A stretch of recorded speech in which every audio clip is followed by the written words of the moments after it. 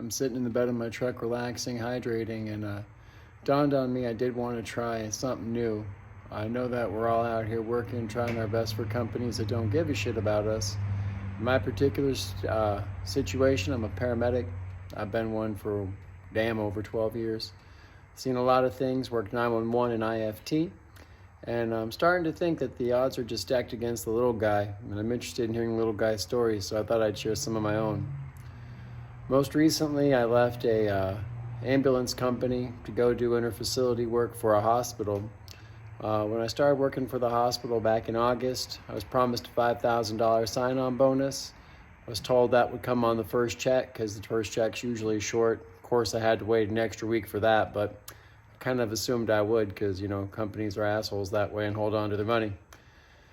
Anyhow, first got there, find out that the person that's in charge of training, the only person they have for an FTO, is somebody I went to paramedic school with and, in fact, had an affair with in paramedic school. So now I already addressed that with the head of the program, went ahead and told that lead paramedic, hey, listen, me and this person have a history. I don't think this is a good idea. They said it's one day, you won't have to worry about it. So wasn't through the initial shift with her before she starts to get my phone number, to give me some passwords to things, and then consistently hits on me within the text messages. Tells me that, her daughter gives great blowjobs because she taught her daughter everything she knows.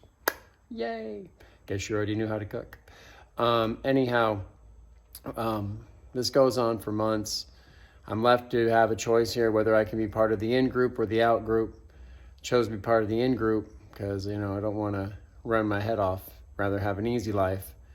And lo and behold, notice that still every time, no matter how nice I am and civil with this and accommodating, I have to go ahead and still take the short end of the stick. I also noticed that there's a general sentiment that there's this training officer who has her two little associate EMTs who kind of run the joint. And they choose who gets the calls on the weekend, who's going to get which truck on the weekend. So, of course, if you cross these people, you get a shit truck. And if you cross these people, you're only going to get the worst patients. And if you cross these people, well, your life's going to be shit. So I went ahead and called him out on it because it was time. Told the direct supervisor, said, hey, what you got here is a mess. You got favoritism. I'm tired of having to play nice to, even get a halfway decent shift. Can you do something about it? Well, his response to me was to quote unquote man up. All right. So he didn't take any of my recommendations under advisement. We had another weekend where his favorite 3 people in the whole wide world fell asleep behind the wheels, tried to jump on a truck with me once I cut him off from physical contact, and then went ahead and also made sure that I had the worst trucks possible repeatedly. Now, this happens, I go ahead, I kick an email up to my boss's boss. And the corporate person tells me that everything's fine. This is just how they do things there.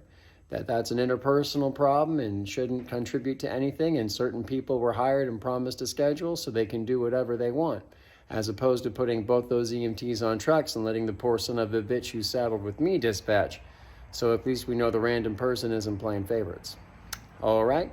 Drug logs are a mess. FDA should come down on them harder than hell because they got 2 pages a day and only half of them are ever filled out. So there's fines aplenty.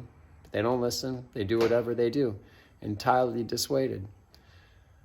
So now I'm going into work every day knowing that I've already played all my cards, that there is no help on the horizon, and that I'm stuck there for 2 years because of the sign-on bonus. There you go. So that's what you get when you work for somebody else. So if you have the financial means available, I strongly suggest becoming self-employed. Because if you're going to work for an idiot, it should be you.